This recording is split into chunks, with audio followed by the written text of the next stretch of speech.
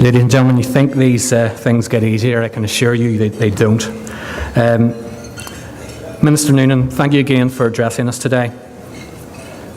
We would congratulate you on coming out of recession in Q2. And indeed, your growth forecast of 2.3% for 2014 bodes very well for both yourselves and hopefully our economy as well. I've no doubt the sheer work that's got you to where you are in this place, and I would congratulate you on that. The increase in your productivity, especially in the public sector, is second to none.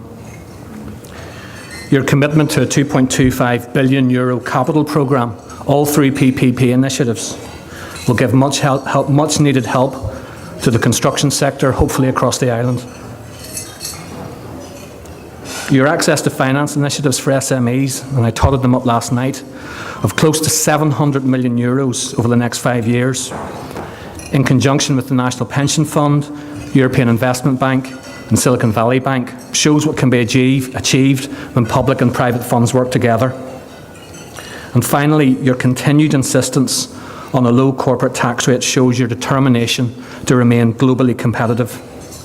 It is an example we hope to follow very, very soon, and we greatly appreciate the support you've shown us over the last couple of years on this issue.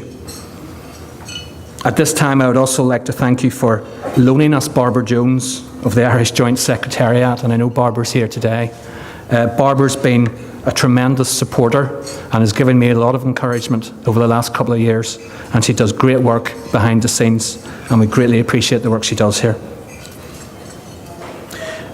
Ladies and gentlemen, I read a phrase last night which sort of changed what I was going to say today on its head, which Nigel will make our press release later on very interesting, but it read this: change is the law of life, and those who look only to the past or present are certain to miss the future. Now, those of you who know me will guess that those are not my words. They were said over 50 years ago. They're very old words, but I think they're very relevant for where we are today. As chairman, I have had the great privilege of not only making business's case to our politicians, but build relationships with our politicians. And I hope that the CBI is seen by them as objective, constructive, and above all, apolitical. Our aim is to create a stronger private sector for the betterment of everyone in our community. As a result, I believe it's important today that we give our view on the events of this week, the last few months, and also what business believes is vital to ensure the long-term success of the Haas talks. First, I am convinced that the leaders of all the parties around the Haas table know what is at stake. They are fully aware of the outcomes the majority of people in Northern Ireland, including the business community, want and need. What we must continue to do is to support them, encourage them, and remind them of the opportunities that will come if compromises are made and the talks are a success. I firmly believe that if we get the next 12 months right, our economy will accelerate like never before. The momentum is already gathering. Since the winter, every party we have spoken to knew the summer was going to be very difficult, and so it's proven.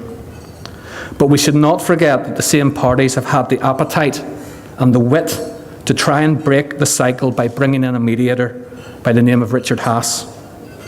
Seeking out this mediator is a strength, not a weakness, and the parties should be applauded for doing this.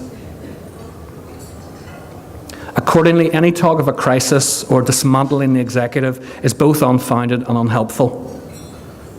2 weeks today, a large number of CEOs of multinationals fly into Belfast for an investment conference. And we all need to think about what are the key messages that from today until they come in, until the day they leave, what are the key messages we want to send to them?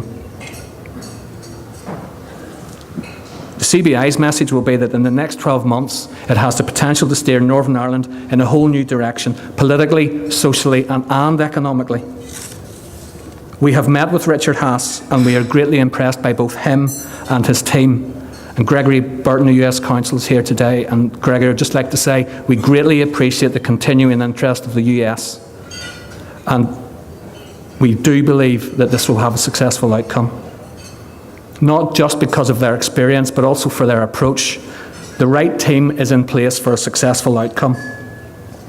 However, from all our engagements, there seem to me to be two real challenges that could jeopardise the process: how we deal with the past and how we plan for the future. We all know that the three main areas that need consensus at the talks are flags, parades and the past. Of all of these issues, the one that is likely to cause the most difficulty is how we deal with the past. Now, we are not politicians. We don't underestimate the difficulties and we don't claim to have all the answers. But the clear message the business community has given time and time again is that our politicians must focus on the future. Seeking mechanisms to deal with the past alone will only create a downward spiral.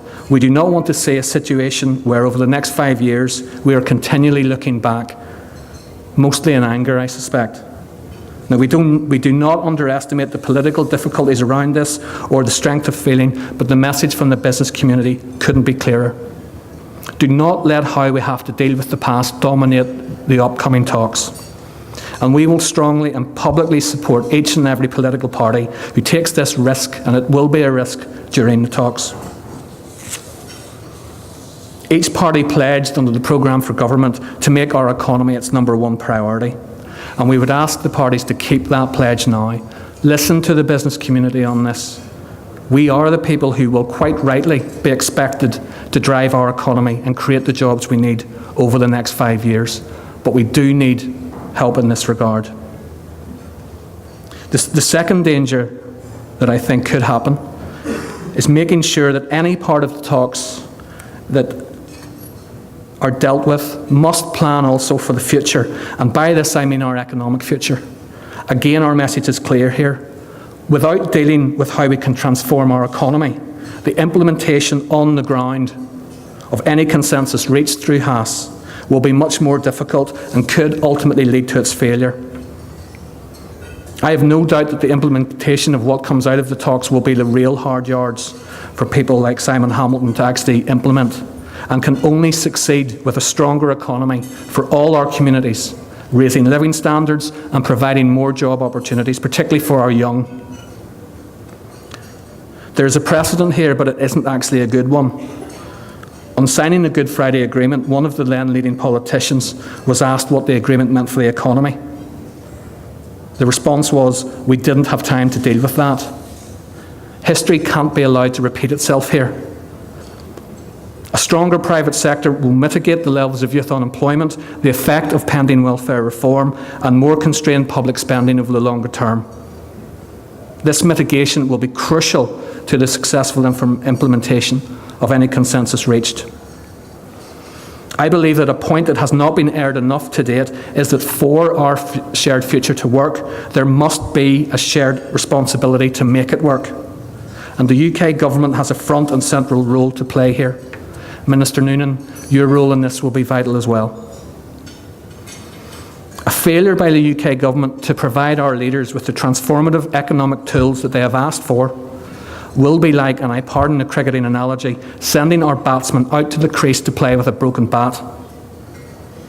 The UK government must deliver more under the Economic Pact in the coming 12 months, and yes, it must deliver devolution of corporation tax this time next year.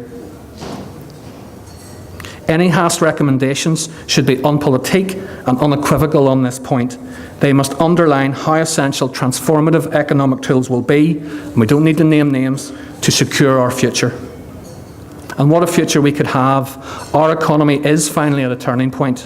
Our two main markets, Ireland and Britain, are both predicted to have the same level of GDP growth, 2.3% in 2014. Bank of England base rate should stay the same at around 0.5% for the next 18 to 24 months, something we will not see again in our business lives. Imagine if by Christmas we were able to secure a consensus amongst our parties as to the issues that have so recently done us so much harm. Following that, in January of next year, the UK government and the executive then begin the process of delivering meaningful economic programmes, such as giving our executive much more scope to borrow money, culminating with the devolution of corporation tax powers by autumn of next year. What would then happen if these things were to take place? Confidence would be restored overnight. Our unemployment rates could start dropping by up to 5,000 a year. Youth unemployment would fall to 1 in 8 instead of the current 1 in 5, and would continue to fall. Our young would stop leaving our shores out of necessity rather than by choice. And we would start seeing net migration into Northern Ireland. Real and tangible increases in earnings, more job opportunities, and the regeneration of our inner city areas all would lead to a better quality of life. Tourism would grow exponentially. In 3 years' time, Belfast, by then with 2 city centre campus universities, would become a vibrant inner city with an international feel. Is this impossible? No, I think this is very possible. And this could all happen within the next 3 years. But the building blocks must be put in over the next 12 months, and it all starts with Haas. Our parties must not allow the past to dominate, and they must add an economic dimension to the talks. As the end of my chairmanship nears, I would like to wish my successor, Colin Walsh, every success when he becomes chairman in January. I think he's lurking down there somewhere. Colin, the commitment you've shown as vice chair bodes very well for the CBI, and I wish you all the very best on that. I would also like to thank very briefly, but very sincerely, my partners at Tunes, who've allowed me to have one of the most rewarding experiences I've had in my business life. I'm in your debt. To the CBI executive team, we still have 3 months of hard work to go, so I will thank you now, but I will thank you properly in December. I would like to thank our sponsors again, NIE, Joe. It's been a pleasure working with you, not only for today's sponsorship, but for the continued commitment you show to the CBI. I would also like to thank Rainbow Communications and Barclays Bank. They've been consistent supporters of the CBI throughout my term. Ladies and gentlemen, it has been and remains a privilege to be chairman of CBI Northern Ireland. I've tried to call it as I see it, even when it's taken me well out of my comfort zone. Over everything else, what will stay with me the most is the passion and commitment of our members to not only make their businesses better, but to make Northern Ireland better. And it's also been great crack along the way. I look forward to being a CBI member for many years to come. I started with these words: change is the law of life, and those who look only to the past or present are certain to miss the future. These words were said by John F. Kennedy just before he became the youngest ever elected President of the United States. His time in office was very brief, but he still managed to transform his country because he tried to stick to those very words. If they keep these words in mind and try to stick to them, I am convinced that our politicians can do the very same thing. Ladies and gentlemen, it's been my privilege, and thank you very much for listening.